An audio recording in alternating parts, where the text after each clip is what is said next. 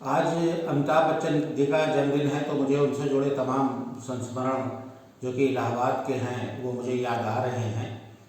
और इसमें सन 1984 में अमिताभ बच्चन इलाहाबाद में लोकसभा का चुनाव लड़ने के लिए कांग्रेस के टिकट पर आए थे। राजीव गांधी उनके मित्र थे, तो उन्होंने उनसे रिक्वेस्ट की थी, उनको इस बात के लिए तैयार किया था क्योंकि उस वक्त अमिताभ बच्चन का स्टारडम बिल्कुल आसमान पर था। तो राजीव गांधी ने उनसे कहा कि आप लोकसभा का चुनाव इलाहाबाद से लड़िए, और उनको इसके लिए तैयार किया। मेरा पहला साक्षात्कार अमिताभ बच्चन से तब हुआ जब वह सर्किट हाउस से पार्क रोड स्थित, वहाँ पर उनके मामा Uttar Pradesh public service commission के मेंबर थे, तो पार्क रोड पर जो उनको आवास आवंटित था जगदीश राजन उनके मामा को, तो अमिताभ बच्चन वहीं आने वाले थे। और वहाँ पर हम लोग तमाम पत्रकार गण पहले से पहुँच गए थे, और वहाँ 5-6 सीढ़ियाँ ऊपर पूरी गैलरी थी जिस पर हम लोग खड़े थे।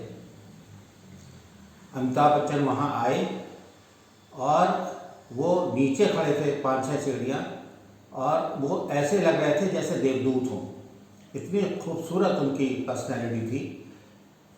सफ़ेद कुर्ता और चूड़ीदार पायजामा, और उस पर ऑफ वाइट शॉल भी वो बाईं तरफ से, अपने लोग जनरली दाहिनी तरफ से ओढ़ते हैं, वो बाईं तरफ से ओढ़ते हैं। बेहद खूबसूरत व्यक्तित्व उनका लग रहा था। वहाँ उनसे नमस्कार हुआ, उसके बाद वो खैर घर में चले गए। बाद में जब निकले थे थोड़ी बहुत साक्षात्कार उनसे बातचीत पत्रकारों की हुई थी। और वह चुनाव इतना दिलचस्प था कि उनके खिलाफ इलाहाबाद के कद्दावर नेता हेमवती नंदन बहुगुणा थे, लेकिन उसके बावजूद चारों तरफ अमिताभ बच्चन की चर्चा थी। अमिताभ बच्चन अपने चुनाव प्रचार के लिए एक बड़ा सा ट्रक उनके लिए लिया जाता था, जिसके ऊपर वो उनका मंच बनता था, और वो पलथी मार के उस पर बैठते थे, और वो गली मोहल्लों में निकला करते थे। आगे पीछे उनके एस्कॉर्ट रहती थी पुलिस, और हुजूम उनके जुलूस के साथ चला करता था, और सारे लोग अपनी अपनी बालकनीज में आ जाते थे, और वो सबका हाथ हिलाकर अभिवादन किया करते थे। बहुत ही खूबसूरत दृश्य उस वक्त पूरे इलाहाबाद में हुआ करता था। सारी यूनिवर्सिटी के युवा उनके साथ जुड़ गए थे और उनका प्रचार करने में लगे हुए थे। उस वक्त की तमाम किंवदंतियाँ आज भी प्रचलित हैं, जैसे घरों में और हेमवती नंदन बहुगुणा को वोट देने के लिए 2 चूल्हे जल गए। नंदन बहुगुणा को जो वोट देना चाहते थे, उनकी पत्नियां अमिताभ बच्चन को वोट देना चाहती थी। तो इस प्रकार से कहा जाता था कि घरों में थोड़ा सा अलगाव हो गया है, 2 चूल्हे जल गए हैं। इसी प्रकार से एक बहुत ही फेमस वाक़या वहाँ पर हुआ कि एक दिन अचानक दोनों के काफिले आमने सामने आ गए। तो लोगों को ये लगा कि किसको पास दिया जाएगा, कौन आगे बढ़ेगा पहले। लेकिन तत्काल अमिताभ बच्चन अपनी जीप से नीचे उतरे और उन्होंने हेमवती नंदन बहुगुणा का पैर छूकर उनसे आशीर्वाद मांगा। तो इस तरह ये तो बहुत लंबे समय से और आज तक प्रचलित है, और हेमवती नंदन बहुगुणा ने उन्हें आशीर्वाद भी दिया, और नेचुरली जो आशीर्वाद रहा होगा, क्या विजयी भव का आशीर्वाद ही तो रहा होगा।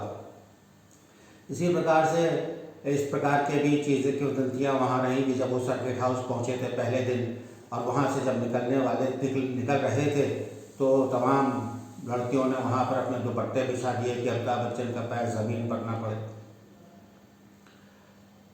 इस प्रकार वो चुनाव बेहद ही दिलचस्प हो गया था, और चारों तरफ अमिताभ बच्चन मय माहौल था, और अंततः जो इसका निर्णय हुआ वो सभी को पता है।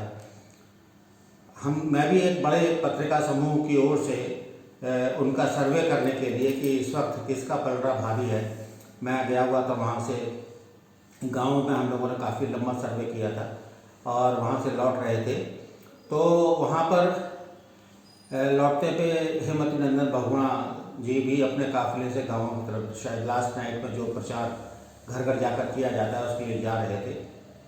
तो उनसे मुलाकात हुई तो मैंने देखा कि उनका चेहरा बिल्कुल उतर चुका था, दैदीप्यहीन हो चुका था उनका चेहरा। शायद उन्होंने इस बात का एहसास उनको हो चुका था कि इस बार हमारी हार निश्चित है। और जब अमिताभ बच्चन आए थे अपने प्रचार के लिए वहाँ पर, तो उस वक्त उनके पिता हरिवंश राय बच्चन जी भी आए थे, उनसे भी मेरा साक्षात्कार हुआ था। जया बच्चन भी वहाँ आई थी, अजिताभ बच्चन जो अमिताभ बच्चन के भाई हैं वो भी वहाँ आए थे।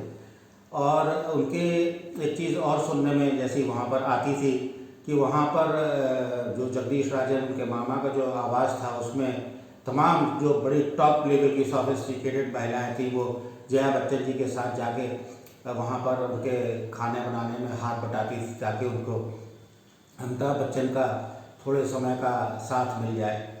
इस तरह की सारी चीज़ें रही और बड़ा ही अच्छा वो समय रहा उस चुनाव का। और अंततः आपको पता है कि इसका परिणाम क्या रहा। धन्यवाद।